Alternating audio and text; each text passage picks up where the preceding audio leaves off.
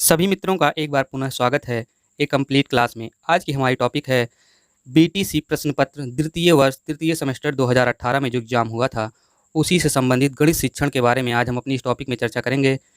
यह पेपर 1 घंटे का होता है और 25 अंक का होता है। यह पेपर हर एक विद्यार्थी के लिए इम्पॉर्टेंट है जो वनडे एग्जाम से जुड़े हुए हैं, क्योंकि मैं हर क्वेश्चन के बारे में पूरी जानकारी दूंगा और सभी गणित के विद्यार्थियों के लिए यह सेशन बहुत ही इंपॉर्टेंट होने वाला है। तो यह केवल तृतीय सेमेस्टर के लिए नहीं है, अगर आप किसी भी वनडे एग्जाम की तैयारी करते हैं तो यह आपके लिए भी है, क्योंकि इसमें हर एक क्वेश्चन से जुड़ी हुई पूरी जानकारी हमने रखी है। तो चलिए आइए देखते हैं आज का जो हमारा टॉपिक है।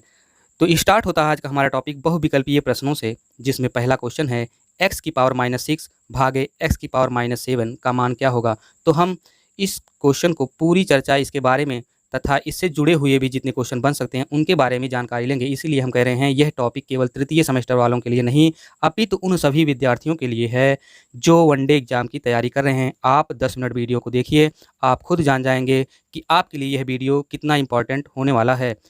तो चलिए आगे बढ़ते हैं और पूरी जानकारी लेते हैं हर एक क्वेश्चन के बारे में, जिसमें 6 नंबर से स्टार्ट होता है अति लघु उत्तरीय प्रश्न और 11 नंबर तक चलता है, और यह सभी क्वेश्चन एक एक नंबर का होता है। आगे आप जब बढ़ेंगे तो आपको 12 नंबर से लघु उत्तरीय प्रश्न देखने को मिलेंगे, जो कि 2-2 नंबर के होते हैं, और यह 18 क्वेश्चन समाप्त होते हैं।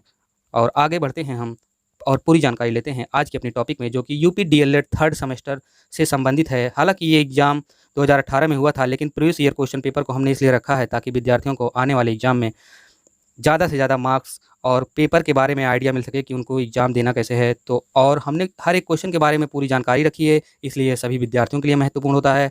तो चलिए बिना देरी किए आइए अपनी टॉपिक पे आगे बढ़ते हैं। आज का हमारा पहला क्वेश्चन है x की पावर -6 भागे x की पावर -7 का मान होगा। हमने अपनी पिछली वीडियो 2019 में बताया है, इस तरह के क्वेश्चन की पूरी चर्चा की है कि जब यहाँ पे भाग चिन्ह दिया हो या गुणा का चिन्ह दिया हो या पूरे की घात में चिन्ह दिया हो और ये घातें बढ़ती गई हों तो क्या किया जाता है।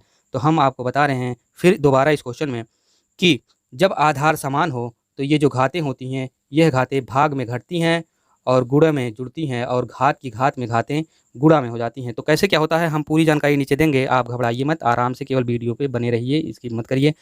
तो हमने लिखा है नीचे, आधार समान होने पर भाग में घातें घटती हैं तथा गुणा में घातें जुड़ती हैं। आइए जानते हैं ये प्रोसीजर जो होता है वो होता कैसे है, ये घातें जुड़ती घटती कैसे हैं। तो क्या है हमारा क्वेश्चन है x की पावर -6 अपान मतलब भागे x की पावर -7। इसको हम क्या लिख सकते हैं, जब आधार समान है यक्स यक्स तो एक यक्स लेंगे, एक आधार लेंगे और दोनों घातों को आपस में घटा देंगे, क्योंकि चिन्ह भाग का है। अगर वहीं पे चिन्ह गुणा का होता तो हम यहाँ पे घातें जोड़ देते हैं, लेकिन भाग का चिन्ह है इसलिए घातें घट जाएंगी, और घातें जब घटेंगी तो हम आगे जब क्वेश्चन को और सॉल्व करेंगे तो हमको मिलेगा कि x की पावर ये ब्रैकेट जो है वो जब खुलेगा तो चिन्ह बदल जाएगा, और चिन्ह बदलने के बाद यहाँ प्लस का चिन्ह आपको दिख रहा होगा। तो इन दोनों घातों को जब हम जोड़ देंगे तो आपको पता ही है कि जो सिंबल बड़ा होता है जोड़ने पे वही मान लिखा जाता है। जैसे यहाँ पे प्लस का 7 बड़ा है और माइनस के 6 से कितना बड़ा है वो +1, मतलब एक अंक बड़ा है, तो यहाँ x की घात +1 लिख दिया जाएगा। देखिए हमको इतनी छोटी छोटी बातें इसलिए बतानी पड़ रही हैं ताकि आप लोग यहाँ तो टाइम दे दीजिए, एग्जाम में कंफ्यूज ना हो। ये क्या होता है, कुछ लोग यहीं पे माइनस लगा देंगे, इसी में उल्टा सीधा कर देंगे, उनको कई चिन्ह माइनस के दिखेंगे, कुछ ब्रैकेट में, कुछ उस तरह से, तो कंफ्यूज हो जाते हैं। देखिए अभी क्या है, आपके सामने क्वेश्चन लिखा हुआ है तो आपको समझने में बहुत आसानी हो रही है, लेकिन जब यही क्वेश्चन कुछ लोगों को इस रूप में दे दिया जाता है तो इसी में वो घबरा जाते हैं और समझ नहीं पाते करना क्या है। तो इसलिए आपको जो चीज़ें आसानी से मिल रही हैं उनको इग्नोर ना करिए और आराम से पहले समझ लीजिए कि किया क्या गया है इसमें, ताकि एग्जाम में जब आप बैठें आपके सामने क्वेश्चन आए तो आप उसको अच्छे तरीके से कर सकें और अच्छा अंक पा सकें। तो चलिए आइए आगे बढ़ते हैं, इसके बारे में जानकारी लेते हैं कि घातें जो होती हैं वो किस तरह से होती हैं और काम कैसे करती हैं। मैंने पूरी चर्चा की है, इसलिए मैंने बताया कि यह वीडियो हर किसी के लिए इंपॉर्टेंट होने वाला है जो किसी भी एग्जाम की तैयारी कर रहा है। तो पहला पॉइंट है, ए की पावर अगर 0 हो तो हम लिखेंगे 1। कैसे, जैसे एग्जाम्पल के तौर पे हमने रखा है, अगर 2 की पावर 0 लिखा है तो वो होगा 1 के बराबर, या किसी भी संख्या है, हमने 100 की पावर 0 लिखा है और बराबर 1 लिखा, किसी भी संख्या की पावर अगर 0 है तो उसका मान 1 होगा। आइए दूसरे पॉइंट के बारे में बात करते हैं, a की पावर -m अगर लिखा गया है तो अगर आपको इस घात को प्लस में बनाना है तो आप बराबर के उधर इसको ले जाके लिखेंगे 1/a की पावर m। ठीक है, बटे में जब जाएगा उधर जाएगा तो बटे में हो जाएगा और प्लस में चिन्ह हो जाएगा। और इसको सॉल्व कैसे करते हैं, इस टाइप का जब क्वेश्चन आएगा तो क्वेश्चन इस तरह से आएगा, जैसे दिया रहेगा 2 की पावर -2, अगर 2 की पावर -2 लिखा है तो आप इसको लिख सकते हैं इक्वल टू 1/2 की पावर 2। और इसको जब आप आगे प्रोसीड करेंगे, आगे सॉल्व करेंगे, तो 2 की पावर 2 है तो एक ऐसे ही हो जाएगा, और 2 की पावर 2 मतलब 2 का गुणा 2 बार, तो 2 का गुणा 2 बार, तो आगे जब और आप बढ़ाएंगे तो दोनों का गुणा हो जाएगा, 2 दूनी 4 और 1/4 हो जाएगा। ठीक है, आगे जब बात करते हैं दूसरे नंबर के दूसरे पॉइंट के बारे में, तो तीसरा पॉइंट हमारा है कि ए की पावर जब यम हो और गुणा का चिन्ह, हमने देखिए बताया था क्वेश्चन ऊपर जो दिया गया वहाँ यहाँ भाग का चिन्ह है, ये वाला क्वेश्चन है इस पे। तो देखिए जब गुणा का चिन्ह हो, इस तरह से जब गुणा का चिन्ह दिया गया हो, ए की पावर यम और ए की पावर यन आधार है समान, तो हम एक आधार केवल लेंगे, इन दोनों में से एक आधार लेंगे, आधार को लिख देंगे और इन दोनों घातों को यहाँ पे लाके जोड़ देंगे।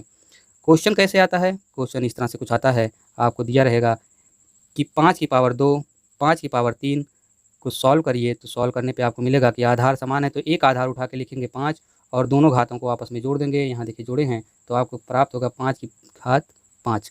आगे बढ़ते हैं और दूसरे पॉइंट के बारे में जानते हैं। तो दूसरा पॉइंट हमारा है भाग पे, और जब आपको दिया रहे एग्जाम में ए की पावर यम भागे ए की पावर यन, अगर यहाँ पे भाग का चिन्ह है तो फिर वही कंडीशन होगा कि आधार को हम नीचे एक आधार को लेंगे और घातों को अगर भाग दिया है तो यहाँ भाग का सिंबल है तो यहाँ पे माइनस हो जाएगा, यहाँ गुणा का सिंबल है तो यहाँ पे प्लस हो जाएगा। और इस क्वेश्चन कैसे बनते हैं इस पे, तो क्वेश्चन इस तरह से बनता है कि आपको दिया रहेगा 3 की घात 12 भागे 3 की घात 4। अब इसमें क्या करना है, आपको एक आधार उठा के रखना है, एक आधार आपको लेना है और दोनों घातों को आपस में घटा देना है। आपको उत्तर प्राप्त होगा 12 में से 4 घटाएंगे तो 8, 3 की पावर 8। आइए आगे बात करते हैं अगले पॉइंट के बारे में। देखिए अभी हम एक ही क्वेश्चन के बारे में बात कर रहे हैं जो कि बहुविकल्पीय का था। अब आप सोच रहे होंगे बहुविकल्पीय का क्वेश्चन इतना बड़ा, ये सब क्या बता रहे हैं, तो ये सब मैं इसलिए बता रहा हूँ ताकि आप एक क्वेश्चन पढ़िए तो उससे संबंधित अगर कोई भी क्वेश्चन आ जाता है तो वह आपका एकदम छूटना नहीं चाहिए, किसी भी कीमत पर नहीं छूटना चाहिए। ठीक है, उस क्वेश्चन से संबंधित कितने क्वेश्चन बन सकते हैं यह मैं 18 क्वेश्चन से जुड़े हुए सभी क्वेश्चनों से बताया हूँ। तो आपको बहुत ही इंपॉर्टेंट ये टॉपिक आपके लिए होने वाला है, क्योंकि आप एक साथ पूरी बुक पढ़ रहे हैं, आप ये ध्यान दीजिएगा। आइए अगली टॉपिक के बारे में बात करते हैं। जब घात की घात दिया हो, घात की घात का मतलब होता है कोई एक आधार है ए, इसकी घात है यम और पूरे की घात है यन। अगर ये घात और भी बढ़ती चली जाती है, फिर और भी घात कुछ और लिख दीजिए, कोई संख्या वगैरह, तो आपको कुछ नहीं करना, आधार को लिखना है और घातों को आपस में गुणा करते चला जाना है। जैसे यम गुणे यन, अगर इसकी घात 2 दिया होता फिर आगे फिर 3, तो आगे गुणा करके वही घातें लिखते चले जाते हैं आप बस। और आगे क्वेश्चन कैसे आता है, तो क्वेश्चन इस तरह से कुछ आता है, जैसे कोई यहाँ मान लो संख्या दिया है या कुछ दिया, तो यहाँ हमने वाई माना है, वाई की घात 2 फिर पूरे की घात 6। अगर आप यहाँ कोई संख्या लिखी हो तो कोई संख्या आप लिख सकते हैं, हमने वाई माना है तो वाई की घात हो जाएगा, दोनों घातें आपस में गुणा हो जाएंगी, 2 गुणे 6 हो जाएगा और आपको उत्तर प्राप्त होगा वाई की घात 6 दूनी 12।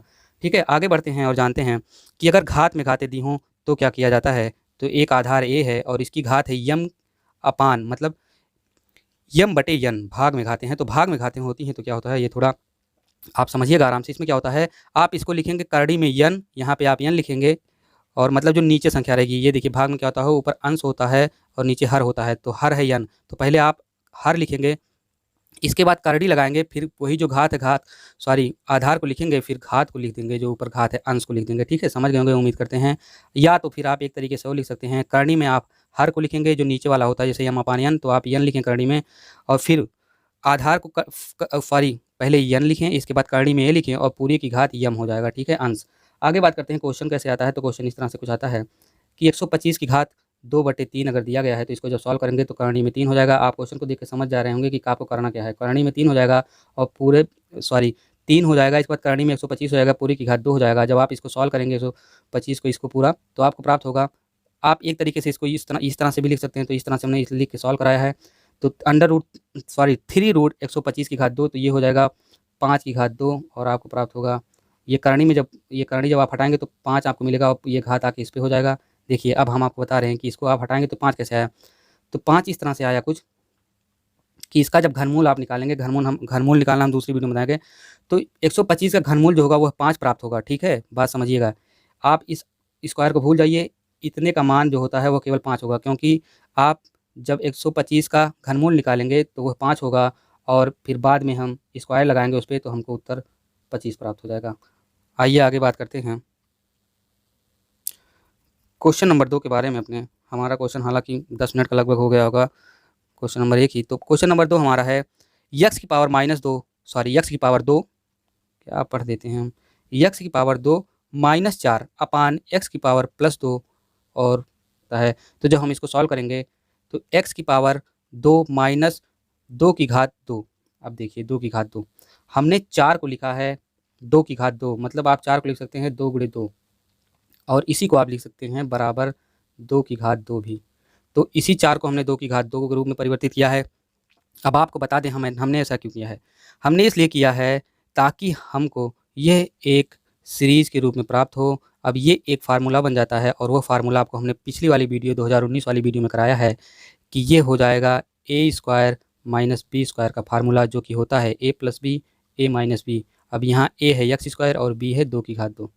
तो वही चीज़ हमने करके यहाँ पे लिखा है नीचे कि ये फार्मूला जब होगा तो ये फार्मूला इस तरह से कुछ टूट जाएगा और ये वाला एक्स प्लस 2 की घात 2 ये टूटेगा इस तरह से फार्मूला में, कि आप इसको इस तरह से भी लिख सकते हैं। हमने पिछली वीडियो में ये चीज़ पूरी डिस्क्रिप्टिव के साथ हमने सॉल्व किया है।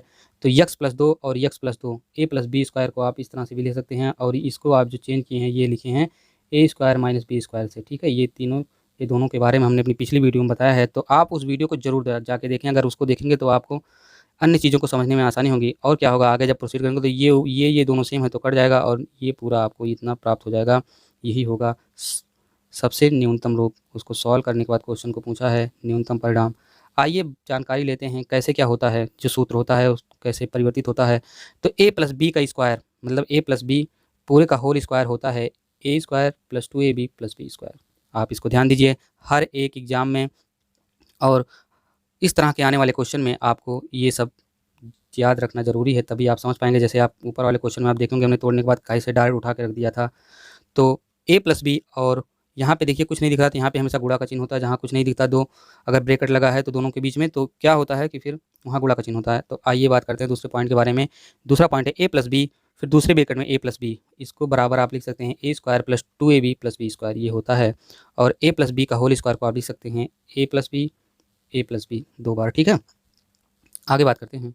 तो आगे का पॉइंट हमारा है ए प्लस बी का होल स्क्वायर, इसको आप लिखेंगे ए के स्क्वायर 2ab बी स्क्वायर। अगला पॉइंट है ए माइनस बी का होल स्क्वायर को आप क्या लिखेंगे, तो ए माइनस बी स्क्वायर को आप लिखेंगे ए माइनस बी के होल स्क्वायर को a square minus 2ab plus b square. अगला पॉइंट है a square minus b square क्या होता है, तो ये होता है ए प्लस बी एक ब्रैकेट में दूसरे ब्रैकेट में ए माइनस बी। आगे बढ़ेंगे क्वेश्चन नंबर 3 के बारे में बात करेंगे। आज का हमारा क्वेश्चन नंबर 3 है यदि एक घन का कोर 4 सेंटीमीटर है तो उस घन के कोरों की संख्या होगी। तो आइए हम घन देखते हैं। घन में क्या होता है, सभी भुजाएं सभी फलक सब कुछ आपस में बराबर होते हैं। तो घन की बात करते हैं तो इसमें जो कोरों की संख्या होती है इसी को हम कोर बोलते हैं। इसको ये कोर है और इसकी संख्या जो होती है तो आप खुद ही गिन लीजिए इसकी संख्या आपको कितनी मिलेगी, वो आपको अभी हम नीचे बताएंगे। ये चीज़ें हैं कोर, ये हमने तीर दिखाया, और ये चीज़ है ये जो पूरा चौड़ा भाग दिख रहा है ये फलक है। और जहाँ पे 3 रेखाएं आपस में आके मिलती हैं ये 3 रेखाएं वही है कोना। आइए जानते हैं ये कितने कितने होते हैं। तो जो घनों में कोरों की जो संख्या होती है वो 12 होती है और घन में फलकों की जो संख्या होती है वो 6 होती है। घन में कोनों की जो संख्या होती है वो 8 होती है। आइए आगे बात करते हैं। हमने कोर दोबारा लिख दिया है, उसको ध्यान मत दीजिए आप। आइए बात करते हैं जो घन का संपूर्ण पृष्ठ होता है वह क्या होता है। तो इसीलिए हम देखिए बता रहे थे हम एक टॉपिक एक क्वेश्चन से संबंधित उससे जुड़ी हुई सभी बातों को चर्चा करेंगे। इसलिए हमने आपसे स्टार्ट में ही कहा था कि ये आपके लिए भी है। अगर आप तृतीय सेमेस्टर का एग्ज़ाम नहीं देने जा रहे हैं लेकिन आप मैथ के स्टूडेंट हैं, आपको मैथ का पेपर देना है किसी एग्ज़ाम में, तो आपके लिए भी है। तो आइए जानते हैं घन का संपूर्ण पृष्ठ क्या होता है। तो घन का संपूर्ण पृष्ठ होता है 6a स्क्वायर। दूसरे नंबर पे जानते हैं घन के फलक विकर्ण क्या होते हैं। तो वो होते हैं, विकर्ण निकालना हो तो आप लगाएंगे 2√8 मतलब अंडर√2 गुणे एक कोई भुजा। आइए बात करते हैं आयतन के बारे में। तो भुजा का क्यूब होता है और आंतरिक विकर्ण आपको निकालना है तो अंडर√3 गुणे एक भुजा करेंगे तो आपको आंतरिक विकर्ण मिल जाएगा। क्वेश्चन नंबर 4 के बारे में बात करते हैं, जो कि इस तरह के क्वेश्चन 2019 पेपर सेट में भी आया था और उसमें हमने लॉग के बारे में पूरी जानकारी ली है। आइए इस टॉपिक में बात करते हैं। आपको दिया गया है log 13 और इसकी घात 169 का मान आपको ज्ञात करना है। तो आप इसको जब आगे प्रोसीड करेंगे सॉल्व करेंगे तो हम इसको मान लेते हैं पूरे को यक्स। ठीक है, हम इस पूरे को माने हैं यक्स। अब क्या होता है जब इसको आप घात में परिवर्तित करेंगे तो लाग में क्या होता है, कुछ नहीं होता। देखिए ये जो चीज़ होती है ये बराबर के उधर चली जाती है और जो आप बराबर के उधर माने रहते हैं वही चीज़ यहाँ पे आके घात के रूप में हो जाती है। उम्मीद करते हैं समझ गए होंगे। कुछ समझना नहीं है। देखिए कोई संख्या अगर लाग में लिखी गई है, इस चीज़ को आप जब घात में बनाएंगे तो यहाँ पे हमने यक्स माना है, ये देखिए स्लाइड में। तो आपको कुछ नहीं करना। आप जब घात में यहाँ बनाए हैं तो यहाँ पे देखिए क्या किया गया है, घात में लाग को हटा देते हैं जब घात में परिवर्तित करते हैं और 13 आप लेते हैं और इस चीज़ को यहाँ कर देते हैं और इसी यक्स को उठा के इसकी जगह पे कर देते हैं। देखिए वही हम सेम किए हैं और ये 169 को आप 13 गुणे 13 लिख सकते हैं, और 13 गुणे 13 हमने बताया है, आप इसको बराबर लिख सकते हैं दोनों को, 13 की घात 2। तो वही चीज़ हमने किया है, 13 की घात x ऐसे ही है, और 169 जो है उसको हमने उधर रखा, और इसी को हमने घात में परिवर्तित किया, 13 की घात 2। तो क्या हुआ, अब देखिए बराबर के दोनों साइड में अगर घात आधार समान है तो घातें आपस में बराबर होती हैं। ठीक है, समझ नहीं पा रहे हैं, हमको लगता है समझ गए। आइए बता रहे हैं क्या करना। देखिए हमने कहा पहले आप 169 को उठा के आप उधर कर लीजिए, आप लॉग से अगर घात में परिवर्तित कर रहे हैं, ठीक है, और लॉग से जब आप घात में परिवर्तित करेंगे लॉग हट जाएगा, अब दूसरी लाइन में लॉग आपको नहीं देखने को मिलेगा, आपको 13 यहाँ आधार देखने को मिलेगा, और 169 आपका चला गया उधर, तो 169 चला गया इधर। ठीक है, अब जो उधर की संख्या बराबर में हमने यक्स माना था उसको आप ला के घात पे उठा के जमा दीजिए, जमा दिए। अब आगे क्या करना है, आगे देखिए 169 को आप तोड़ लीजिए, तोड़ेंगे क्यों, इसलिए अभी हम बता रहे हैं क्योंकि इधर 13 है, तो अगर आप ये टूट रहा है तब तो सही है, नहीं टूटा तो कोई बात नहीं, छोड़ दीजिएगा। तो ये टूट रहा है, ये है 13 का स्क्वायर, 13 का स्क्वायर जब आप इसको करेंगे आगे की लाइन में तो क्या होगा, आपको दोनों तरफ आधार बराबर के दोनों तरफ आधार समान हो जाएंगे, और जब हम आधार समान होता है बराबर के दोनों तरफ, यहाँ देखिए आधार समान हमने एक क्वेश्चन में बताया है कि जब आधार समान हो लेकिन दोनों के बीच में गुणा का चिन्ह, भाग का चिन्ह, घटाव का मतलब जो चिन्ह लगाओ, लेकिन यहाँ पे चिन्ह बराबर का लगाओ, और हमने वहाँ पे बराबर के बारे में नहीं बताया है, यहाँ हम बता रहे हैं। अगर आधार बराबर हो और बीच में बराबर का चिन्ह लगा हो तो क्या होता है, जो घातें होती हैं वह आपस में बराबर होती हैं। अब आपको कुछ नहीं करना, आधार को काट देना है और घातों को लिख देना है, आपस में बराबर होती है। देखिए हमने लिखा भी है, आधार बराबर होने पर घातें बराबर होती हैं और उन्हीं घातों को लिख दिया जाता है। तो यहाँ पे x बराबर 2 आपको मान प्राप्त होगा। लघुगणकीय रूप और घातांकीय रूप में परिवर्तन कैसे होता है वही चीज़ हम देखिए ऊपर बता चुके हैं, आप वहाँ ऊपर समझ भी गए होंगे, नीचे हम पूरी डिटेल में बता देते हैं। तो क्या होता है, अगर आपको कहीं देखने को मिले log 10 की पावर 10 इक्वल टू 1, तो आपको कुछ नहीं करना है, इस तरह के सभी क्वेश्चन में इस 1 को उठा के इस 10 की जगह करना है, और इस 10 को उठा के यहाँ और log को हटा देना है, क्योंकि आप आगे घात में परिवर्तित करने जा रहे हैं। देखिए वही चीज़ हुआ है, 10 की पावर 1 इक्वल टू 10। ठीक है, समझ गए होंगे, उम्मीद करते हैं। बहुत समझना कुछ नहीं है, बस आराम से केवल देखिए वीडियो, समझ जाएंगे, क्योंकि लिखे बहुत गजब हैं हम।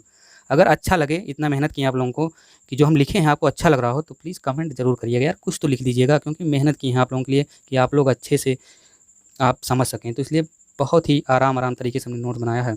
आइए आगे बात करते हैं। log 10 की पावर 100 क्या दिया है, log 10 की पावर 100 इक्वल टू 2। तो कुछ नहीं करना है, 2 को आप 100 की जगह लिखेंगे और 100 को 2 की जगह, और log को हटा देंगे जब आप घात में परिवर्तित करेंगे। उम्मीद है समझ रहे होंगे log को घातांकीय रूप में लघुगणक को हम कैसे चेंज करते हैं। देखिए आगे हम वही किए हैं, 10 को 10 की घात 2 इक्वल टू 100। आगे का क्वेश्चन हमारा है, आगे का टॉपिक है, log 10 की पावर अगर 1000 दिया है इक्वल टू 3 दिया है, तो आपको कुछ नहीं करना है, 3 को लाना है 1000 की जगह, 1000 को ले जाना है 3 की जगह, log को हटा देना है जब आप करेंगे इसको घातांकीय रूप में। देखिए वही हुआ है, 10 की घात 3 इक्वल टू 1000। आगे बात करते हैं, log 10 की पावर 1 अगर दिया हो तब क्या होगा, इक्वल टू 0। तो क्या होगा, फिर वही काम होगा, सब में वही काम होगा, कुछ भी दिया हो तो यहाँ log हट जाएगा आगे, यहाँ देखिए log नहीं है, और 10 की घात 0 हो जाएगा, यहाँ पे 0 उठ के चला जाता है, और इधर वाला इधर।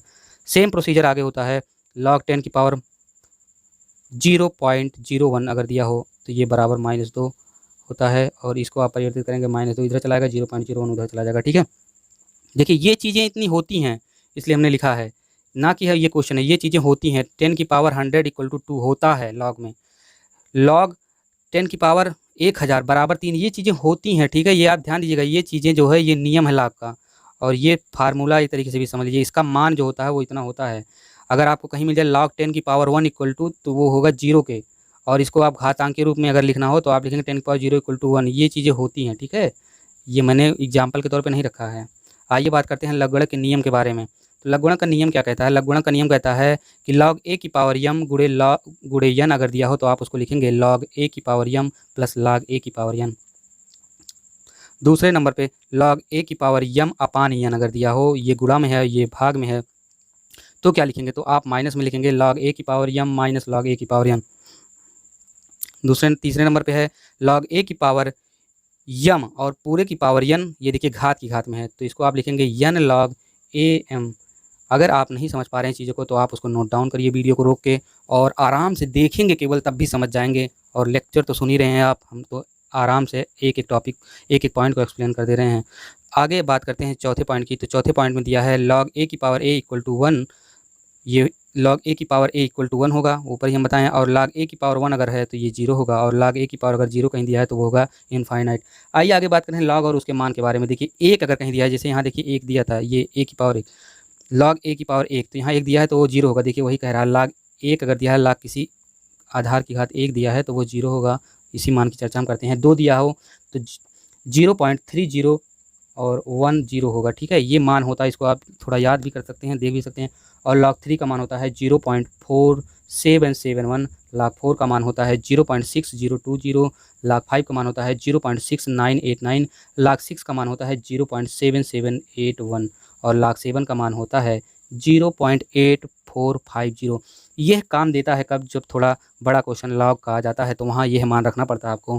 हालांकि इतने बड़े क्वेश्चन आने के इस एग्ज़ाम में मुझे तो उम्मीद नहीं लगता, और अभी तक आया भी नहीं है। मैंने सभी सेटों को सॉल्व किया है, मैंने खुद देखा है कि जो क्वेश्चन बने हैं वो केवल आधार और घात पे ही बने हैं, और उम्मीद करते हैं वह चीज़ आप समझ भी गए होंगे। हमने अच्छे से एक्सप्लेन किया है और उम्मीद करते हैं आपको आने वाले एग्जाम में लॉग तथा अन्य क्वेश्चनों से दिक्कत नहीं होगी। मैथ में तो दिक्कत नहीं होगी, इतना तो उम्मीद कर ही सकते हैं कि 25 में ज़्यादा नहीं मैं मार कहूँगा, लेकिन 20 नंबर तो आपका कहीं जाएगा नहीं, अगर आप सभी टॉपिक को, सभी वीडियो को देखेंगे तो, और आराम से समझेंगे, नोट डाउन करेंगे।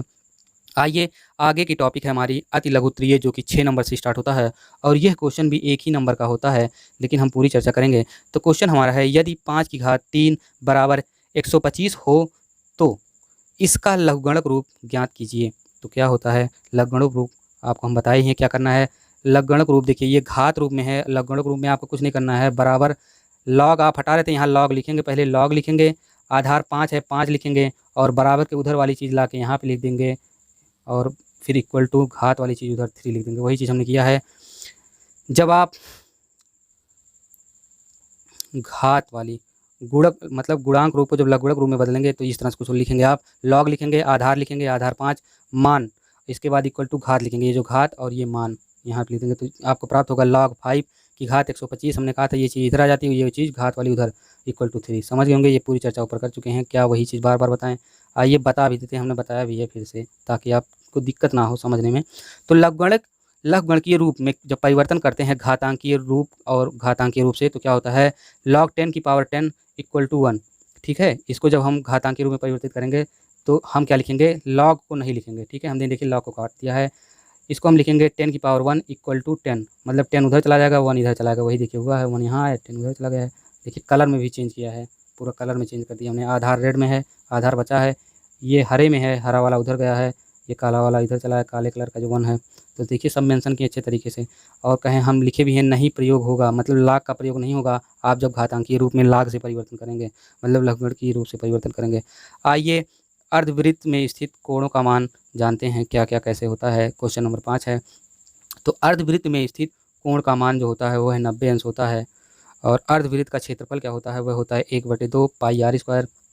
देखिए ये है पूरा वृत्त, इसी को हम, इस सर्किल को बोलते हैं परिधि, इस बिंदु को हम बोलते हैं वृत्त का केंद्र बिंदु, और इस पूरी रेखा को हम बोलते हैं वृत्त का व्यास, और सब बातें कर देते हैं वृत्त के बारे में।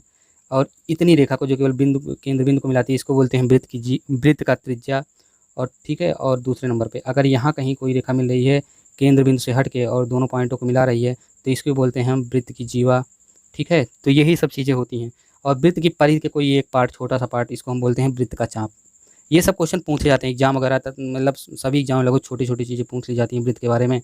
और वृत्तखंड और त्रिज्यखंड के बारे में हम थोड़ी सी बता देते हैं। वृत्तखंड किसे कहते हैं, वृत्तखंड में क्या होता है, ये वृत्त का आधा खंड या कहीं से भी आधा खंड, इसको हम वृत्तखंड बोलेंगे, ठीक है। इस पूरे खंड को आधे खंड को। त्रिज्यखंड किसे बोलते हैं, त्रिज्यखंड मतलब ये होता है त्रिज्या, और त्रिज्या से बना हुआ जो निर्मित खंड होता है ये, इसी को बोलते हैं त्रिज्यखंड। उम्मीद करते हैं समझ गए होंगे आप वृत्त के बारे में। हालांकि हमने इसको मेंशन नहीं किया है, लिखा नहीं है फिलहाल, तब भी आप समझ जाइए, छोटी छोटी बातें हैं आपको जाननी चाहिए।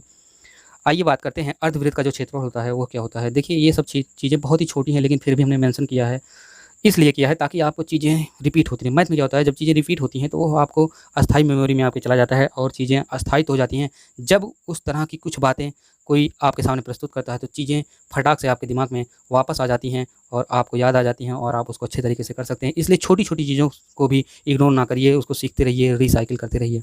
आइए बात करते हैं अर्धवृत्त का जो क्षेत्रफल होता है वह क्या होता है। तो अर्धवृत्त का क्षेत्रफल होता है 1/2 गुणे पाई आर स्क्वायर। अर्धवृत्त का जो परिमाप होता है वह होता है पाई आर प्लस 2r, ठीक है। ये कैसे क्या होता है, इसकी हमने वीडियो एक बनाई है, वो आपको डिस्क्रिप्शन बॉक्स में लिंक मिलेगा। वृत्त की टॉपिक पे वीडियो बनी है, वहाँ पे हमने वृत्त से संबंधित छोटी छोटी तथा मोटी मोटी बातें भी की हैं। वहाँ आप जाके वृत्त, आयत, त्रिभुज, चतुर्भुज, बहुत सी चीज़ों के बारे में हमने चर्चा की है, वहाँ से आप जाके देख सकते हैं। आइए आगे बात करते हैं वृत्त का क्षेत्रफल। तो वृत्त का क्षेत्रफल होता है पाई आर स्क्वायर। वृत्त का परिमाप होता है, जिसको आप परिधि भी बोल सकते हैं। वृत्त के परिमाप मतलब सभी पूरी जो गोला राउंड होता है उसी को बोलते हैं परिधि, उसी को हम परिमाप बोलते हैं। तो ये परिधि निकालने के लिए आपको सूत्र लगाना पड़ेगा 2 पाई आर। पाई का मान हमेशा आप रखेंगे 22/7। ठीक है, आइए आगे बात करते हैं। और आर क्या होता है? आर है वृत्त की त्रिज्या। ठीक है, ये तो आपको ये सब छोटी चीज़ें पता ही होंगी। आइए क्वेश्चन नंबर 7 के बारे में बात करते हैं। रेखांकित एवं बियरर चेक में अंतर बताइए। अब आपको जानना है रेखांकित चेक किसे कहते हैं और बियरर चेक क्या होता है। देखिए बात करते हैं रेखांकित चेक के बारे में। जब किसी चेक के मुख्य पृष्ठ पर दो तिरछी समांतर रेखाएं खींच दी जाती हैं तो उस स्थिति को चेक को रेखांकित करना कहा जाता है। देखिए कोई चेक है, उसके मुख्य पृष्ठ मतलब ऊपर वाले पृष्ठ पे साइड में, दाहिने साइड में दो समांतर रेखाएं खींच दी गई हैं तो क्या है, वह रेखांकित चेक कहलाएगा। इस चेक का मतलब क्या होता है, थोड़ी सी जानकारी उसके बारे में लेते हैं। तो रेखांकित चेक का भुगतान, ये जो इस चेक का जब आप इसको बैंक में ले जाएंगे तो इस चेक का जो भुगतान होगा, मतलब इसे जो पैसे निकलना या जो भी होगा, इस चेक का भुगतान बैंक खिड़की पर नकदी में नहीं हो सकता, वरन इसका भुगतान पाने वाले व्यक्ति के खाते में हस्तांतरित किया जाता है। रेखांकन का कार्य हाथ से लिखकर, मोहर लगाकर या छपाई करके किया जाता है। देखिए करना कुछ नहीं यार, बहुत सिंपल है। अब आप जो हम लिखे इसको भूल जाइए। अब आप हमारी बात को सुनिए। रेखांकित चेक का मतलब क्या होता है, आप इसको मतलब आप वीडियो पे हाथ रख लीजिए, इस पे जो लिखा गया है। ठीक है, अब आप समझिए। रेखांकित चेक का मतलब केवल इतना होता है कि आपके सामने समझ लीजिए कोई चेक आया। ठीक है, हमने मान लीजिए आपको एक चेक दिया 1 करोड़ रुपए का। अब आपको क्या करना है कि हमने कहा भैया इसको लेके आप चले जाइए बैंक में और इसको बैंक में जमा कर दीजिए। तो आप उस चेक का ये मतलब समझिए कि उस चेक से आपको कोई फ़ायदा नहीं होने वाला है। और आप जब बैंक में उस चेक को जमा करेंगे तो उसमें जो पैसा मेंशन रहेगा 1 करोड़ रुपए, वो मेरे अकाउंट में आएगा। ठीक है, समझ गए। और वह जो रेखांकित जो किया रहेगा, वो 2 चिन्ह लाइनें खींच रहेंगी, वह लाइनें छपाई करके मतलब और फिर मोहर लगा के या मैं खुद अपने हाथों से ऐसे ही पेन से खींच दूंगा।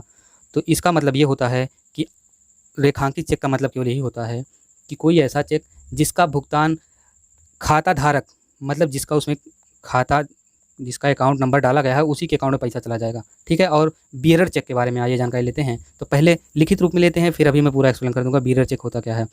बियरर चेक क्या होता है? बियरर चेक वह चेक है जो खाता धारक का कोई भी प्रतिनिधि बैंक में जाकर भुगतान भुना सकता है। मतलब बियरर चेक वह चेक होता है जो किसी का भी चेक हो, उसको कोई भी उससे पैसा निकाल सकता है, उसको बैंक में ले जाके। प्रतिनिधि का चेक देते समय चेक के पीछे हस्ताक्षर करने की आवश्यकता नहीं होती है एवं मात्र चेक देने से ही निकासी हो जाती है। जी हाँ, आप उसको बैंक में ले जाके दे देंगे तो उससे पैसे आपको मिल जाएंगे। यह चेक रिस्की भी हो सकता है, क्योंकि अगर यह चेक खो गया तो इसे कोई भी पैसा बैंक जाकर निकाल सकता है। आइए बता देते हैं हम अपने तरीके से। इसमें क्या होता है, बियरर चेक क्या होता है? बियरर चेक ऐसा चेक होता है जैसे हमने आपको एक चेक दिया और हम उसमें आपको परमिशन ये दे देते हैं लिख के कि हम आपको 1 करोड़ रुपए दे रहे हैं, और उसमें हम मेंशन कर देंगे कि ये वो उस चेक के माध्यम से आप पैसा खुद निकाल सकते हैं। आप उसको ले जाके दे देंगे, या आप नहीं, कोई भी उस चेक को पा जाएगा, वो ले जाके बैंक में देगा, उसको पैसे बैंक वाला, बैंक मैनेजर दे देगा।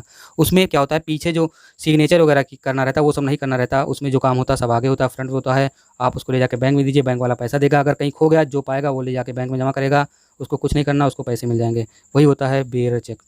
उसमें क्या होता है, खाता धारक जो होता है वो परमिशन देता है कि हम कि आप कोई भी उससे उस चेक से पैसा निकाल सके। बियरर चेक का मतलब यही होता है, खाता धारक परमिशन देता है कि उस चेक से कोई भी पैसा निकाल सके। रेखांकित चेक का मतलब यही होता है कि खाता धारक परमिशन नहीं देता कि इस चेक के माध्यम से कोई पैसा निकाल सके, बल्कि अगर उस चेक को कोई बैंक में लेके जाता है तो उस पर जो अकाउंट मेंशन रहता है, वो जो अकाउंट उस चेक में पड़ा रहता है उसमें पैसा जाता है। ठीक है, आइए बात करते हैं क्वेश्चन नंबर 8 के बारे में। यदि 8, यक्स व 18 समानुपात में हो तो यक्स का मान ज्ञात कीजिए। समानुपात का क्वेश्चन हमने 2019 वाले सेट में कराया है पूरी डिटेलिंग के साथ। तो इसमें क्या होता है, इस 8 को आप 8 लिखेंगे, कामा यहाँ अनुपात लिखेंगे, यक्स समानुपात का चिन्ह ये होता है, ये अनुपात का चिन्ह होता है, यक्स अनुपात 18, ये दोनों संख्याओं को एक साथ लिखेंगे, इसको एक साथ, बीच में आप समानुपात लगाएंगे दो संख्याओं के बीच में। इसमें क्या होता है, इसमें एक फार्मूला होता है, बाह्य पदों का गुणनफल बराबर मध्य पदों का गुणनफल। इसमें इन दोनों पदों का गुणा करेंगे, इसका दोनों का गुणा करेंगे। तो आगे वही हम किए हैं, आइए जानते हैं।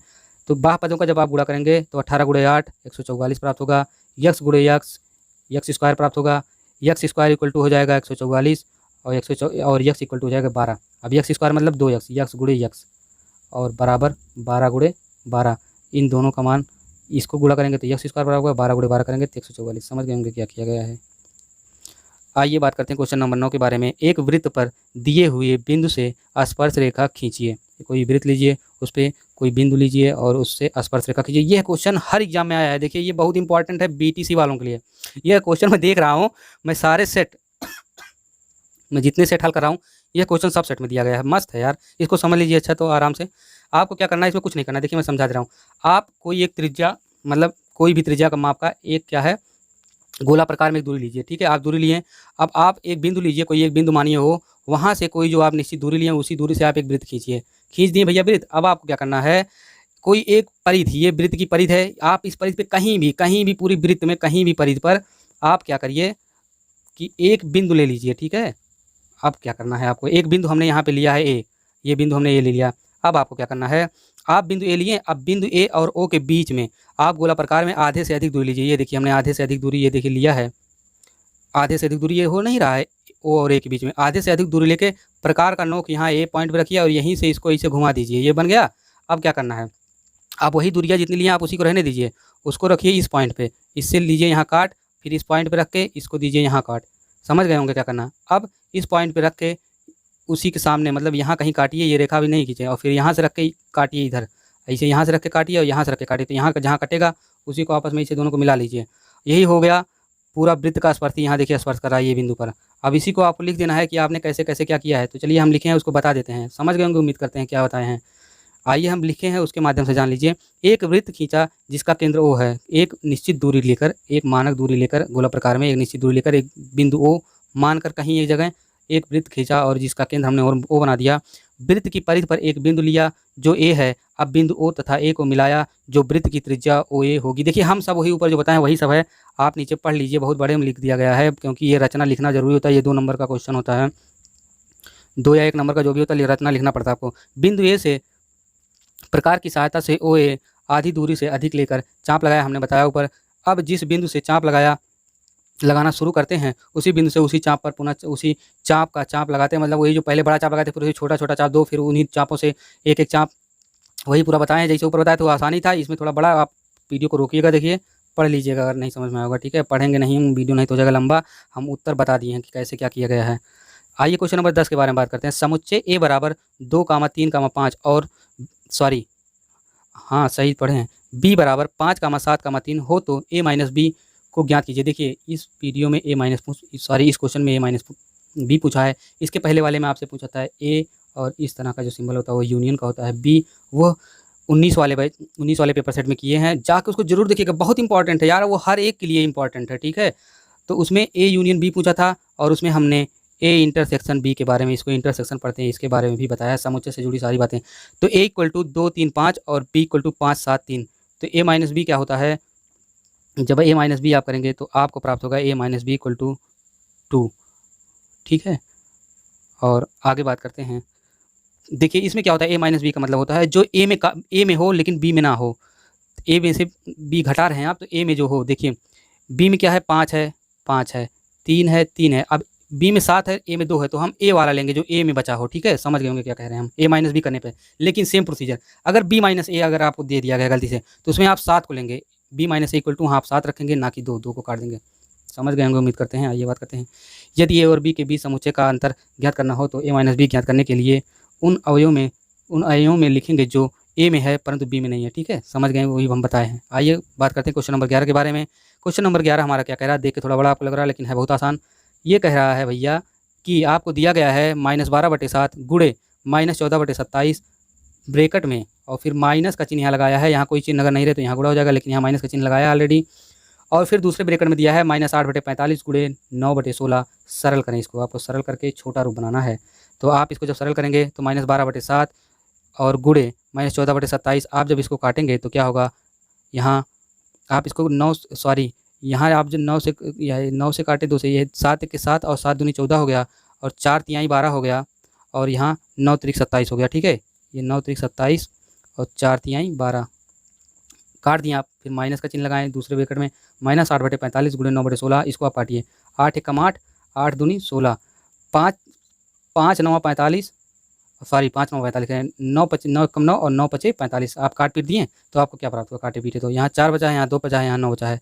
तो आप गुणा करेंगे 4 दूनी 8, ये हो गया 8, ये नीचे 9 और 1 है, 9 1 का गुणा होगा तो 9 होगा।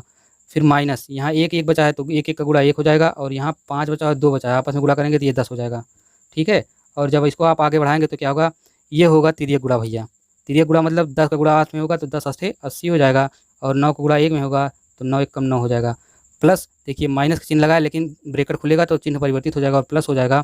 इसके बाद नीचे नीचे का गुणा हो जाता है, फिर 9 दहा में 90, ये हो गया आपको 90 मिल गया। समझ गए होंगे उम्मीद है। अब आपस में जोड़ दीजिए तो आपको प्राप्त होगा 89/90, यही होगा आपका उत्तर। लघु उत्तरीय प्रश्नों के बारे में बात करते हैं तो क्वेश्चन नंबर 12 जो कि है चक्रवृद्धि मिश्रधन ज्ञात करने का प्रतीकात्मक सूत्र लिखिए, यह भी बताइए कि प्रयुक्त प्रतीक किन अर्थों में है।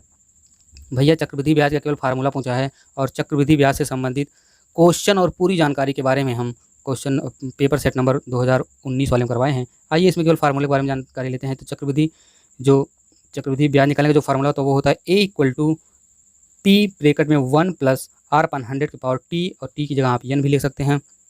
अब होता कौन कौन क्या है, ए को कहते हैं मिश्रधन। मिश्रधन का मतलब होता है मूलधन प्लस ब्याज, ये होता है मिश्रधन। मूलधन P होता है, R होता है दर, T होता है समय, और समय को आप n से भी डिनोट कर सकते हैं, कहीं कहीं आपको n से भी देखने को मिल जाएगा। तो इसमें केवल सूत्र पूछा था और सभी प्रतीकात्मक चिन्हों के बारे में पूछा था बस। आइए आगे बात करते हैं क्वेश्चन नंबर 13 के बारे में। क्वेश्चन नंबर 13 हमारा है 14 - 5x - x² का गुणनफल क्या होगा। तो इसको अगर हम सही रूप में लिखेंगे तो सही रूप में इसको हम कैसे लिखेंगे, माइनस सब में से कॉमन ले लेंगे, और माइनस जब कॉमन लेंगे तो आपको प्राप्त होगा x² प्लस चिन्ह जो अंदर है वही परिवर्तित हो जाएगा, और आपको प्राप्त होगा कि x² + 5x - 14, ठीक है, उसको पलट कर उधर से लिख देंगे माइनस कॉमन लेने पर, यहाँ हमने लिखा है। और फिर x² आप इसको 5x को ऐसा तोड़िए कि वो गुणा करने पर 14 प्राप्त हो और जोड़ने पर 5। तो देखिए 7x - 2x का जब आप गुणा करेंगे तो आपको प्राप्त होगा 14, 7 दूनी 14, और जब आप इसको घटाएंगे तो आपको प्राप्त होगा 5x। देखिए 7x में से -2x जब जाएगा तो आपको 5x प्राप्त होगा। समझ गए होंगे। अब आगे क्या लिखते हैं इसको देखिए, आगे हम जब इसको बढ़ाएंगे तो आपको क्या प्राप्त होगा, x कॉमन ले लेंगे इन दोनों में से, यहाँ भी x है यहाँ भी x है, तो यहाँ 2x है, एक x जब आप कॉमन लिए तो यहाँ बचेगा 1x, उसी 1x को यहाँ लिखें। यहाँ से x चला गया इधर कॉमन में तो यहाँ बचा 7। अब देखिए इसका गुणा जब आप करेंगे तो ये हो जाएगा x²। देखिए समझ जाइए। फिर वही ऊपर वाली चीज़ कैसे मिलेगी आपको, इसमें गुणा करेंगे x², आ गया x²। फिर इसका जब इसमें गुणा करेंगे तो ये हो जाएगा 7x। देखिए कुछ परिवर्तित हुआ नहीं हुआ ना, ठीक आगे भी वैसे करना। इसमें से 2 कॉमन लेना, दोनों में से 2 आप यहाँ कॉमन लिए। अब देखिए यहाँ पे बचा x और यहाँ पे बचेगा 14 का आधा, क्योंकि 2 कॉमन लिए हैं। 14 का आधा होगा 7। अब क्या होगा, ऊपर वाली संख्या पूरी आनी चाहिए, कुछ परिवर्तित नहीं होना चाहिए, ये पूरा आना चाहिए। कैसे आएगा, इसको अंदर गुणा कराएंगे जब तो हो जाएगा 2x, -2 के साथ गुणा होगा तो ये 2x हो जाएगा, -2x, फिर -2x, इसको गुणा कराएंगे, चिन्ह परिवर्तित होगा, 7 दूनी 14। समझ गए होंगे क्या कह रहे हैं। आइए आगे बात करते हैं, आगे क्या होगा। आगे भैया क्या होगा वो देख लीजिए। तो आगे होगा आप इस चीज़ को एक साथ लिख लीजिए, तो आप और फिर इन दोनों को, दोनों सेम है तो इसमें से केवल एक लिखेंगे और वो हो जाएगा x प्लस, माइनस को आप कॉमन लिए रहिए, x + 7, और इस चीज़ को जब एक साथ लिखेंगे तो x - 2 आप हो जाएगा। ठीक है, यही होगा सबसे छोटा रूप, गुणनखंड रूप इसी को बोलते हैं। उम्मीद करते हैं समझ होंगे। नहीं समझो तो वीडियो को आराम से रोकिए और आराम से देखिए कि क्या किया गया है। ठीक है, आप देख के ही समझ जाएंगे कि क्या किया गया है, और मैंने एक्सप्लेन भी किया है अच्छे से। आइए आगे बढ़ते हैं और अपने क्वेश्चन नंबर आगे जो है क्वेश्चन हमारा उसके बारे में बात करते हैं। क्वेश्चन नंबर 14 है किसी वृत्त के केंद्र से 5 सेंटीमीटर, किसी वृत्त के केंद्र से, सॉरी एक मिनट रुकिएगा, किसी वृत्त के केंद्र से 5 सेंटीमीटर की दूरी पर स्थित जीवा की लंबाई 24 सेंटीमीटर है। उस जीवा की लंबाई ज्ञात कीजिए जो केंद्र से 12 सेंटीमीटर की दूरी पर स्थित हो। आइए देखते हैं। ये देखिए है पूरा वृत्त, जीवा की लंबाई 24 सेंटीमीटर बता रहा। ये है वृत्त की जीवा, ये है 24 सेंटीमीटर, ये है वृत्त का केंद्र, इसको बोलते हैं व्यास। ये पूरी लंबाई आपको दिया है, यहाँ तक देखिए, यहाँ तक की लंबाई दिया है आपको 5 सेंटीमीटर, और ये पूरी लंबाई दिया है 12 सेंटीमीटर। तो ये 5 हो गया और ये हो जाएगा 7। फिर वही पूरी चर्चा हम किए हैं, तो आइए पूरी देख लेते हैं इसमें क्या कह रहा। तो कह रहा है आगे प्रोसीड करके क्वेश्चन में, OQ = 5 सेंटीमीटर, OP = 12 सेंटीमीटर। इसको आपको पूरा बना के लिखना पड़ेगा तब आप अच्छे समझ पाएंगे। और ये जो OP है ये बराबर, ये OP बराबर है QP बराबर से 7 सेंटीमीटर। QP क्या है, QP देखिए इतना है 7 सेंटीमीटर। देखिए पूरा जब 12 हो जाएगा, यहाँ तक 5 है तो स्वाभाविक ही 7 बचेगा। तो वही चीज़ है, पूरा मतलब मैंने लिख के मेंशन किया, आप लिख पढ़ेंगे तो समझ जाएंगे आसानी से। ईपी का जो मान है वो 24 सेंटीमीटर। अब ईपी कहाँ है, देखिए ई और एफ, सॉरी ईपी पढ़े ई एफ ये पूरा 24 है, तो ये आधा हो जाएगा 12 और ये आधा हो जाएगा 12। ई क्यू, ई और क्यू का मान 12 और क्यू एफ का मान 12 सेंटीमीटर, वही देखिए हमने लिखा है नीचे। त्रिभुज ओ ई क्यू में, ऊपर त्रिभुज ओ ई क्यू दिया, हम पूरा पढ़ देना, देखिएगा ओ ई क्यू बराबर 5 सेंटीमीटर, क्यू ई बराबर 12 और इसके बाद ई ओ बराबर जो होगा वो भी 12 होगा। तो पाइथागोरस प्रमेय क्या होता है, कर्ण का स्क्वायर बराबर होता है आधार का स्क्वायर लंब का स्क्वायर। तो ओ ई क्यू में त्रिभुज ओ ई क्यू, ये जो त्रिभुज है ओ ई क्यू, इसमें जब आप देखेंगे तो आप 13 का स्क्वायर करेंगे, बराबर आप लिखेंगे 12 का स्क्वायर, सॉरी 13 का स्क्वायर, यहाँ 13 मान नहीं प्राप्त हुए तो बाद हम 13 लिखे हैं, ये मान नहीं ज्ञात है आपको, ठीक है। आपको ज्ञात है 5 और 12, यही दोनों तो मान दिया था। तो आप इसका जब स्क्वायर करेंगे तो यहाँ जो संख्या यहाँ यक्स मान लीजिए, इसका स्क्वायर आप करेंगे तो बराबर लिखेंगे इन पूरे का आधार का स्क्वायर और ये 5 का स्क्वायर। देखिए नीचे करके दिखाए हैं, अब ऊपर कर रहे हैं नीचे कर रहे हैं, इसी में थोड़ा गड़बड़ हो जा रहा है। तो क्या होता है ओ ई, जहाँ 13 हम लिखेंगे वही उसी का मान नहीं ज्ञात है, ओ ई की जगह हम 13 निकाल के लिख दिए हैं। ओ ई स्क्वायर बराबर होता है पाइथागोरस प्रमेय से कर्ण स्क्वायर बराबर होता है आधार स्क्वायर लंब स्क्वायर। तो आधार लंब या लंब स्क्वायर आधार स्क्वायर कह सकते हैं। तो क्या है, लंब 5 दिया है, आधार 12 दिया है, ठीक है, वहाँ ऊपर दिया गया है, वृत्त में जाके देखिएगा आराम से लिख के बना के। फिर इसका जब स्क्वायर आप करेंगे सॉल्व करेंगे 25 और 144 होगा, और जब आप वर्ग हटाना चाहेंगे तो इसको वर्गमूल में करेंगे तो 169 का वर्गमूल हो जाएगा और 13 मिलेगा। 13 3 में 169 मतलब 13 गुणे 13, इसी को आप 13 का स्क्वायर भी ले सकते हैं और इसी को अंडर रूट 169 भी ले सकते हैं।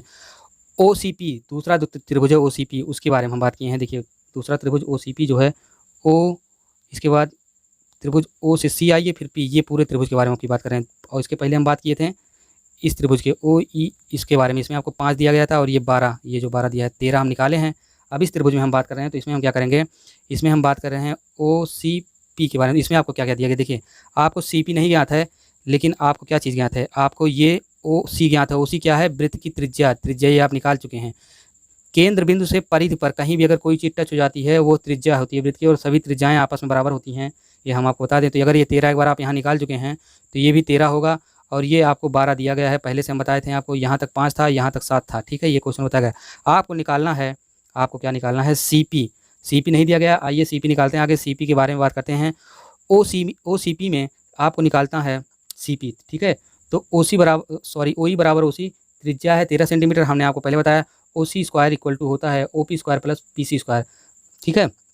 अब ऊपर जाएंगे तो आप देखिएगा पाइथागोरस प्रमेय से, ये कर्ण है, ये लंब आधार जो भी है, तो लंब 12 सेंटीमीटर आपको दिया था 12, और ये आपको आधार निकालना आपकी बार, कर्ण आपको प्राप्त है। ऊपर देखिए कर्ण जो था वो 13 आपको प्राप्त था, जो कि त्रिज्या था वृत्त का, और त्रिज्याएं सभी बराबर होती है। तो आप दूसरे वाले, इसके पहले वाले वृत्त में हमने त्रिज्या निकाला था, इसके ऊपर वाले में, सॉरी इसके ऊपर वाले त्रिभुज में। तो पीसी को आप इधर लेके जब चले आएंगे तो ये जब 13 उधर जाएगा तो माइनस में हो जाएगा, 13 बड़ी संख्या 12 में से घटाएंगे तो देखिए आपको क्या प्राप्त होगा। आगे जब बढ़ेंगे पीसी स्क्वायर हो जाएगा, 13 3 में 169 होता है, 13 का वर्ग जब निकाल करेंगे तो आपको निकाल सॉल्व करने के बाद 169 प्राप्त होगा। 12 बड़ी में 144, दोनों को घटाएंगे तो पीसी स्क्वायर हो जाएगा 25, और जब यहाँ वर्ग घटाएंगे तो यहाँ वर्गमूल लगा देंगे 25 पे, ठीक है। और वर्गमूल 25 का क्या होता है, वर्गमूल का मतलब यही होता है किसी संख्या पे इस तरह का चिन्ह लगा हो तो अंदर वाली जो संख्या उसको 2 बार लिख देंगे, मतलब उसी संख्या का, मतलब कोई ऐसी संख्या लेंगे जिसको 2 बार लिखने पर, गुणा करने पर वो अंदर वाली रूट के अंदर वाली संख्या आ जाए। तो 5 × 5 अब जब आप करेंगे तो ये अंदर वाली संख्या आ जाएगी 25, ठीक है। तो ये पीसी बराबर हो जाएगा 25 सेंटीमीटर। अब क्या करना आपको, अब आइए सी डी का मान कैसे गया। तो सी डी का मान क्या होता है, सी डी इक्वल टू होता है C P plus P D. C D जो है वो वृत्त का क्या था, वो वृत्त की त्रिज्या थी, और त्रिज्या, दो त्रिज्याओं को आपस में जोड़ने पर व्यास प्राप्त होता है। ये वृत्त सी डी व्यास है और व्यास बराबर होता है 2 त्रिज्या, तो 5 5 आप जब जोड़ेंगे तो वो आपको मिलेगा सी डी बराबर 10 सेंटीमीटर, जो कि सी डी वृत्त का व्यास है, और ये सी पी और पी डी वृत्त की दोनों त्रिज्याएँ हैं, ठीक है। आइए आगे बात करते हैं। देखिए आप उस क्वेश्चन को अगर नहीं समझ पाए तो आपको क्या करना है, सीरियल वाइज एक टू कॉपी में लिख देना है, और जो हम बोलते गए हैं वही आप लिखते चले जाइए और समझते चलाइए। उसमें क्या होगा, आपको ऊपर चित्र दिखा रहेगा जो हम नीचे बोले हैं, और चित्र आपको नहीं दिख रहा था, तो आप चित्र नहीं देख पाए थे इसलिए हो सकता है आप कम समझे हों। तो आप जब पहले वृत्त बना लेंगे, पूरा मेंशन कर देंगे, इसके बाद जब हम बोले हैं फिर दोबारा तो आप उसको समझ जाएंगे अच्छे से, ठीक है। आइए आगे बात करते हैं क्वेश्चन नंबर 15 के बारे में। क्वेश्चन नंबर 15 हमारा है 10 सेंटीमीटर भुजा के 2 घनों को बराबर सटा कर रखने से प्राप्त घनाभ का संपूर्ण पृष्ठ ज्ञात कीजिए। अब देखिए इसमें कुछ नहीं करना, 2 घन दिया गया है, ठीक है।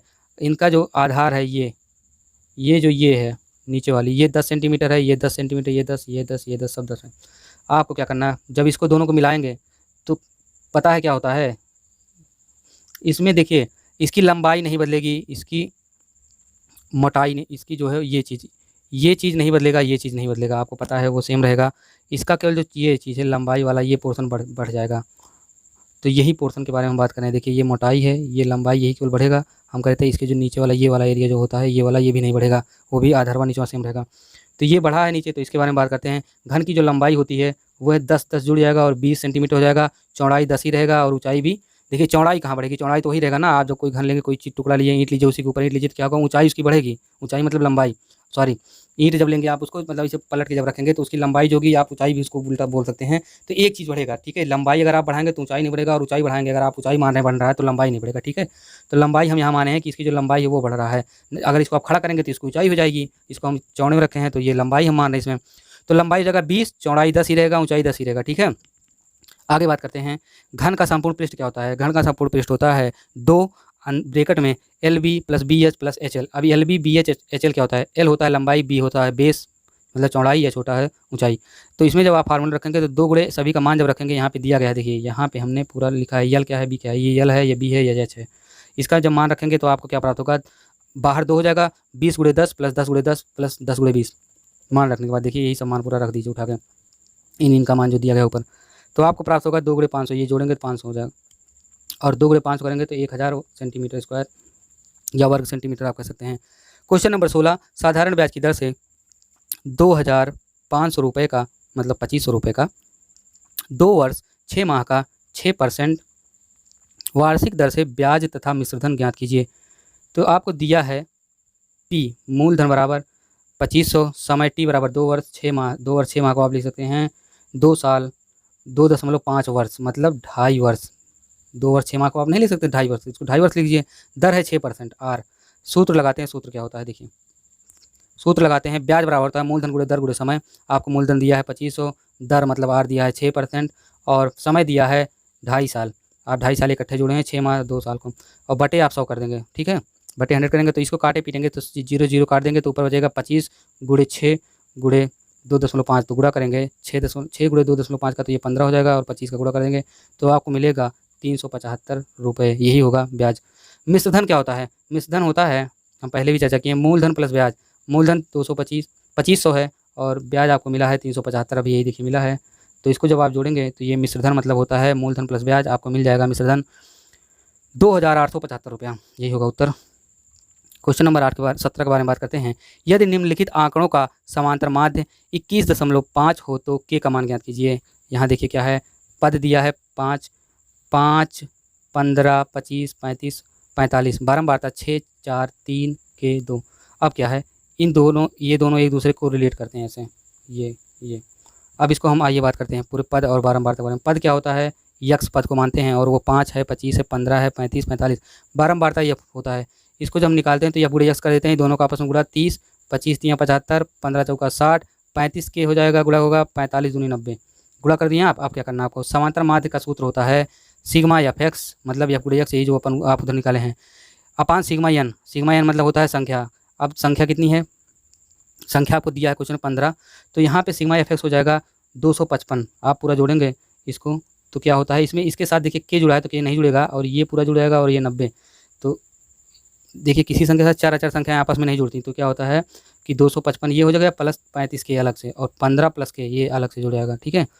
तो आप इसको सॉल्व करेंगे, ये आपको दिया गया है 21.5, ये है समांतर माध्य आपको क्वेश्चन में दिया गया है, और आप इसको जब सॉल्व करेंगे तो ये आपको ये इतना प्राप्त होगा। ये आगे वही चीज़ हमने लिखा ही है, तिर्यक गुणा आप इन दोनों का तिर्यक गुणा जब आप करेंगे, यहाँ आप 1 हो जाएगा, और आप जब तिर्यक गुणा, ये 1 माना जाता है हमेशा, कोई भी संख्या का इधर लिखी है और बराबर के उधर अपान में है, तो तिर्यक गुणा आप जब करेंगे तो 1 का गुणा इसमें करेंगे तो ये पूरा नहीं परिवर्तित होगा, लेकिन इस पूरे का गुणा इसमें हो जाएगा। तो 21.5 गुणा पहले 15 होगा, फिर 21.5 गुणा एम होगा, ये देखिए किया गया होगा।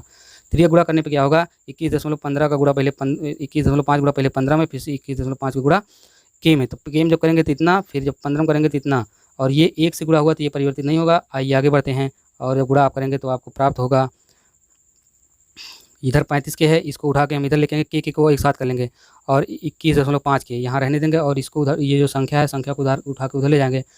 तो इसको गुणा करने के बाद आपको कितना प्राप्त होगा पता है, 322, और इधर 255 है, तो इसको आपस में घटा देंगे, और के वाला ला के इधर 4 संख्याओं को आपस में घटाएंगे, अचर को आपस में, तो आपको यहाँ प्राप्त होगा 13.5 के, यहाँ प्राप्त होगा 67.5, और इसको आप प्रोसीड करेंगे तो ये संख्या, ये जो इतना है ये उधर चला जाएगा, और ये हो जाएगा गुणा में, क्योंकि भाग में हो जाएगा, इधर गुणा में है तो उधर भाग में है तो गुणा में, मतलब जो इधर होता है उधर जाके परिवर्तित हो जाता है। अगर इधर गुणा में है तो उधर भाग में होगा, और इधर भाग में है तो उधर गुणा में, ठीक है। इधर प्लस में है तो बराबर के उधर जाएगा तो माइनस में हो जाएगा।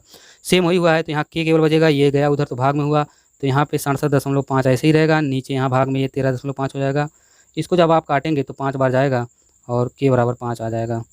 आइए क्वेश्चन नंबर 18 और आखिरी क्वेश्चन के बारे में बात करते हैं। चित्र ओ में वृत्त का केंद्र, चित्र में ओ वृत्त का केंद्र और ओ बी सी 15 सेंटीमीटर हो तो बी ए सी तथा बी ई सी ज्ञात करें।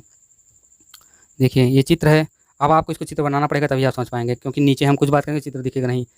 तो ये वृत्त का केंद्र है, यहाँ ये चीज़ 15 सेंटीमीटर दिया है, ये कोण 15 सेंटीमीटर दिया है, ये बनेगा समबाहु त्रिभुज। समबाहु त्रिभुज का जो सब नियम कायदा कानून होता है वो हम अपने एक वीडियो में दूसरे में बताए हैं, आप वहाँ से भी देख सकते हैं। हम यहाँ भी बता रहे हैं समबाहु त्रिभुज में क्या होता है, दो कोण जो होते हैं वो आपस में बराबर होते हैं, तो इसके दो कोण आपस में आप बराबर करें तो ये कोण बराबर है इसमें, और फिर दो भुजाएं आपस में बराबर होती हैं समबाहु त्रिभुज में। अब क्या होता है समबाहु त्रिभुज में, और फिर देखिए ये 15 हो गया, ये 15 हो गया, और ये ऊपर वाला नहीं ज्ञात करे तो आपको क्या पता है, तीनों कोणों का जो योग होता है किसी भी त्रिभुज का वो होता है 180 अंश। तो आपको दो कोण पता है, एक कोण नहीं पता है, तो दो कोण पता है, दोनों कोण को जोड़ दीजिए, 180 में से घटा दीजिए तो आपको मिल जाएगा 150। देखिए दोनों कोण को आप जोड़ेंगे 15 तो 30 हो जाएगा, और 30 में आप कितना जोड़ देंगे तो कि 180 हो जाएगा, 30 में 150 जोड़ेंगे तो 180 हो जाएगा, तो ये हो जाएगा 150। त्रिभुज का एक परिमेय होता है, परिमेय क्या होता है, किसी भी जीवा से केंद्र पर बना कोण उसी जीवा से परिधि पर जो बनेगा कोण उसी का दुगना होता है। मतलब ये जो 150 है इसी का आधा ये हो जाएगा कोण। समझ गए?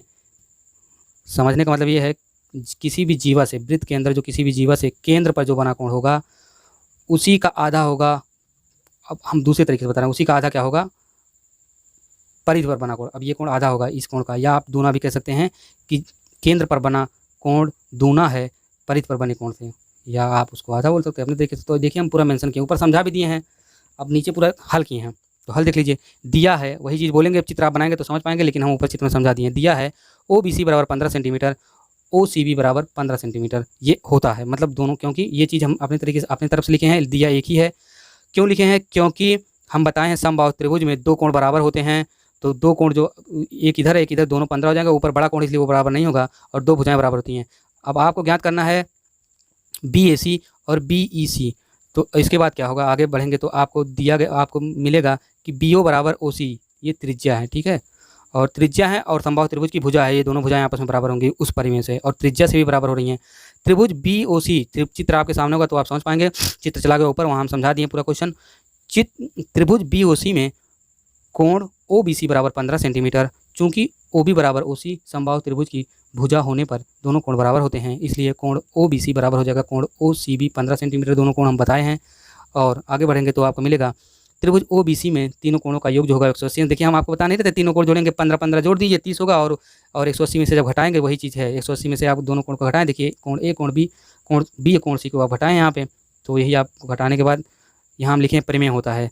फिर आपको घटाने के बाद क्या मिल जाएगा, वो पूरा जब आप घटाएंगे तो ऊपर वाला कोण जो ए मिलेगा, पहले तो ये 150 मिल जाएगा कोण वो जो केंद्र पर बना है, वो जो आपको बताए थे। फिर उसमें क्या होता है, उसी का जब आधा करेंगे हम कहें वो दुगना होता है, और जो परिधि पर जो कोण बनता है ए वो आधा होता है, तो उसी में 2 से भाग दे देंगे तो ए मान आपको 75 प्राप्त हो जाएगा। और इसी को आप आगे बढ़ाएंगे तो आपको आगे मिलेगा कि ए बी ई सी एक चक्रीय चतुर्भुज है, अतः सम्मुख कोण का योग 180 अंश। और फिर अब देखिए चक्रीय चतुर्भुज कहाँ बन रहा है, चक्रीय चतुर्भुज आप देख लीजिए एक बार, चक्रीय चतुर्भुज बन रहा है ये, इसके बारे में बात कर रहे हैं, तो इसके बारे में आइए बात करके जानते हैं। वो जब चीज़ें आप बनाए रहेंगे तब समझ पाएंगे। तो इसमें क्या होता है, कोण बी ए सी प्लस कोण बी ई सी बराबर 180 अंश, उसमें होगा, चित्र आपके सामने रहेगा तो आप समझ जाएंगे। अब क्या होगा, बी ए सी का मान 75 आपको प्राप्त है, बी ई सी का मान आपको निकालना है बराबर 180 अंश, इसको जब उधर करेंगे 75 घट जाएगा, 105 अंश प्राप्त हो जाएगा। एक बार फिर से हम समझा देते हैं पुनः, इसमें कहना क्या चाह रहा है। इसमें देखिए कहना यही चाह रहा है, कुछ नहीं, सिंपल है। एक वृत्त दिया गया है, ठीक है, इसमें क्या दिया गया है, ओ, कोण ओ का मान नहीं दिया गया है, कोण बी जो ये है इसका मान 15 है, और समबाहु त्रिभुज की प्रॉपर्टी होती है कि दो कोण आपस में बराबर होते हैं। तो आपको पता है जितना कोण ये दिख रहा है उतना कोण ये दिख रहा है, लेकिन ये वाला बात ज़्यादा दिख रहा है, तो इसको 15 हम मान लेंगे, ठीक है। और इस कोण को निकालना है, तो क्या होता है, नियम होता है किसी भी त्रिभुज का, हम अपनी त्रिभुज वाली क्लास में बताए हैं कि तीन त्रिभुज के तीनों अंतः कोणों को जोड़ने के बाद आपको 180 अंश प्राप्त होना चाहिए, तभी त्रिभुज बनेगा। अब ये त्रिभुज बना है तो 15 जब जोड़ेंगे तो क्या होगा, आपको 30 प्राप्त होगा। अब क्या होता है, और तीसरा वाला कोण आपको नहीं पता है, तो तीसरा वाला कोण निकालने के लिए आपको 30 पता है और 180 अंश पता है कि तीन कोणों का योग तीनों 180 अंश होता है। 180 अंश में से 30 आप घटाएंगे तो 150 अंश ये प्राप्त हो जाएगा, ये कोण प्राप्त हुआ। अब त्रिभुज का परिमेय होता है, एकदम सिंपल, नीचे फिर वही चीज़ हम लिखे हैं, त्रिभुज का परिमेय होता है कि ये जो जीवा है त्रिभुज की, इससे जो केंद्र पर कोण बनेगा 150 अंश, फिर इसी जीवा से जो परिधि पर कहीं पे भी कोण बने, चाहे यहाँ बने चाहे यहाँ, चाहे जहाँ परिधि पर जो कोण बनेगा वह कोण हमेशा इस केंद्र पर बने कोण का आधा होगा। अगर ये 175 है तो ये ये 150 है तो ये 150 का आधा हो जाएगा, या जो भी कोण यहाँ बनेगा उसका आधा होगा जो परिधि पर कहीं भी जो कोण बनेगा। ठीक है, समझ गए? यही चीज़ हम नीचे लिखे हैं और फिर हम आगे बात किए हैं इस चक्रीय चतुर्भुज के बारे में नीचे, और उसमें हम आपको बताए हैं कि सम्मुख भुजाएं मतलब ये कोण और ये कोण का मान 180 अंश होता है, ये कोण मतलब किसी भी दो कोण का मान चक्रीय चतुर्भुज में 180 अंश होता है। ये चीज़ हम अपनी चतुर्भुज वाली टॉपिक में किए हैं, उसकी भी वीडियो हमारी बनी है। आज का हमारा सेशन यहीं तक था। ये पूरी चर्चा हमने इस टॉपिक से की।